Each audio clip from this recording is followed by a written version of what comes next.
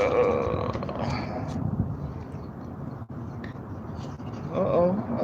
actually looking kind of crispy. All right, what's up, people? What's up? All right, I'm gonna give everybody a couple seconds to get on in, and then I'm gonna start.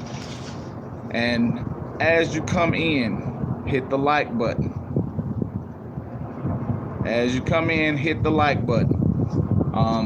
Today is actually probably going to be about 5 minutes, and we're going to discuss child support, simply because it was an issue that I dealt with, and the reason being is because a lot of times they try to enforce something that's not there.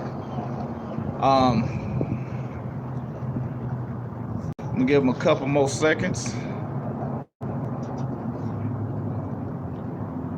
And yes, I'm playing with my iPad. Can everybody hear me?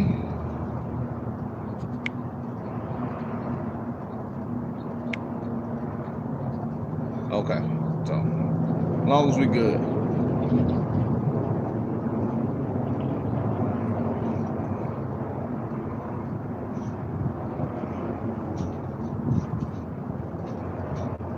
Appreciate you. All right. Well, today, like I said, we're going to talk about child support. Most people don't understand that child support is actually a contract. And as I went over before with contracts, there are four components for contracts, which one of them is never satisfied, because the way they treat child support is like giving you a citation. The citation is one-sided or a unilateral contract, which makes it illegal. Just like when you have your contract, you have your offer. And that's them saying, hey, this is your infraction. Child support the same way. Say, here is what we're proposing for you to pay. And then your accepted is when you get it. Pretty much say, okay, well, yeah, I can agree with that. We're not going any further than that. But then the thing that they skip is consideration. And consideration will be anything of value. They give nothing of value because you're the only one that have consequences. You're the only one that has to deal with pretty much payments or the agreement of the contract. And it's only being enforced on one side of the contract.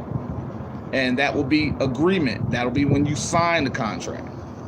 Now, the case that we're going to go over today is USV Secklinger 397 US 203 1970. And basically, parties to a contract have an obligation to operate with full disclosure and honesty, acting in good faith and with clean hands. Those are several words that you're going to hear, or several phrases that you're going to hear whenever dealing with contracts, which is full disclosure, honesty, good faith, and clean hands, because all of those have to be present in order to make a contract enforceable. When you're dealing with, like I said, child support, it is also something that's not done. They do not give you full disclosure. They do not operate with clean hands, and they do not operate with good faith.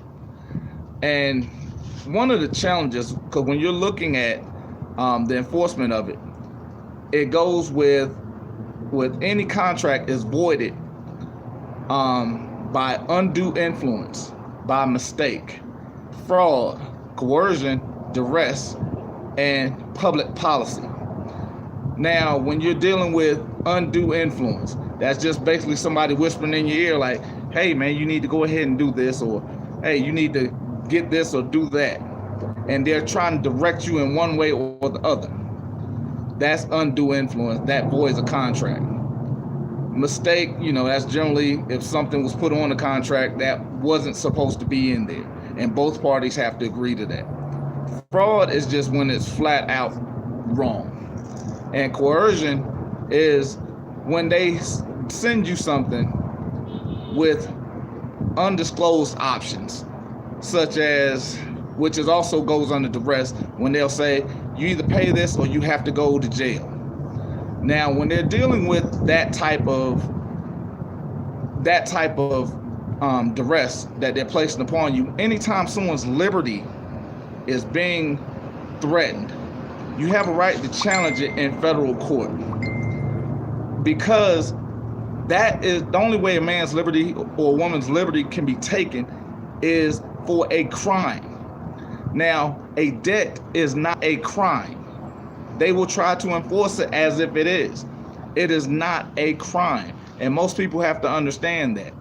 When your liberty is threatened, the second that a public servant does that, your proof is that letter, which voids the contract. So, because debtors' prisons no longer exist, except in Nevada, but that's something else. And I'll go over that later too. But the main thing is when you're going back, what happens is the contract itself becomes unenforceable, and a challenge in federal court could be done under lack of capacity.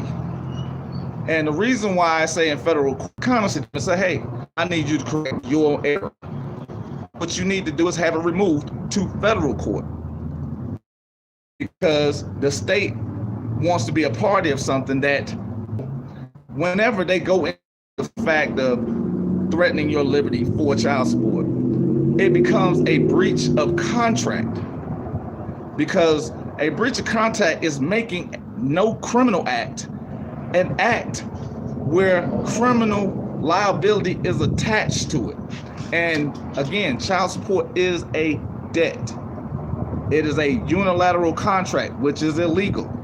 And the enforcement of it creates the duress because it's talking about your liberty versus options of pretty much just taking care of your child. And that's what voids those contracts. And it's easier to get it dismissed or dealt with in federal court, because then you can also change it to a countersuit and hold the public servants that issue these threats of involuntary servitude, hold them liable personally for those actions.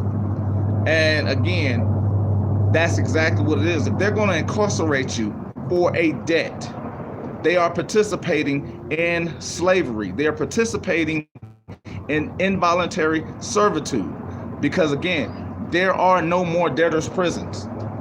And if your liberty is at stake, they are creating a crime out of a contract, which is illegal. Therefore, the contract itself, because it's unilateral, there is no full disclosure. There is no good faith. There is no clean hands. They gave no consideration, so therefore the contract itself is voided. So, hope everybody got a little bit of that. If you got any questions, shoot them to me real quick. Hopefully I can answer one or two. But hell's only a couple y'all on here, so if you got a question, shoot it to me real quick, and we'll go from there. If not, I'll see you guys either later today or tomorrow.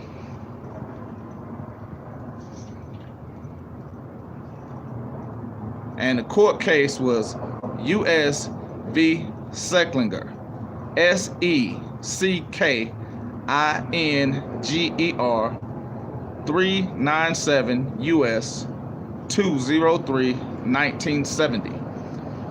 Parties to a contract have an obligation to operate with full disclosure and honesty, acting in good faith with clean hands. Even in the domain of private contract, the author of a standard form agreement is required to state its terms with clarity and candor. So, I had a couple pop up. Were there any questions? Okay.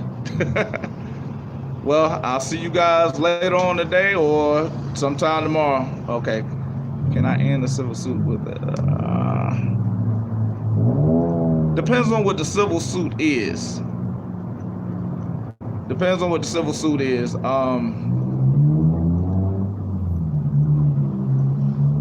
And where it is, because a lot of times when you're dealing with civil suits, it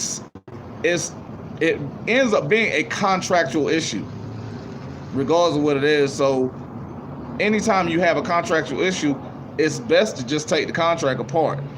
Challenge the contract on its face, because 90% of them are not done with clean hands or good faith, or the language in it is unable to be understood. Okay, even in state court, you can get that done, but you don't have to go. Yes, you can do with the standard form, yeah, SF15. So, but yes, the answer, the long and short of it, yes. If they actually don't accept it or dismiss it, what you do is go back then and attack the attack the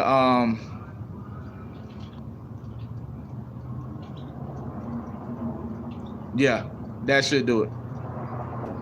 But if not, like I said, if not, just go ahead and take the contract apart, because most of them are one-sided, and at some facet of it on its face, most of them are one-sided, so they're easily to take apart. That's why most times you have corporations that don't pay for nothing.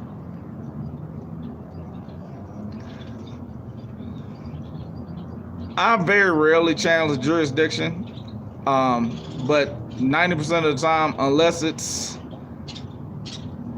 something that I don't see I can handle, I take it to federal court anyway, just to get it done with. So 90% of everything that I do, I remove it to federal court, because that's generally the only place I'm going to get a fair hearing.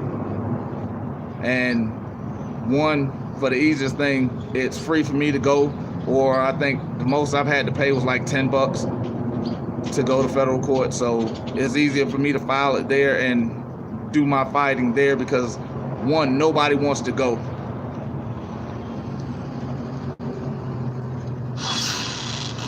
I appreciate it, man. All right, well, I'll see you guys later on.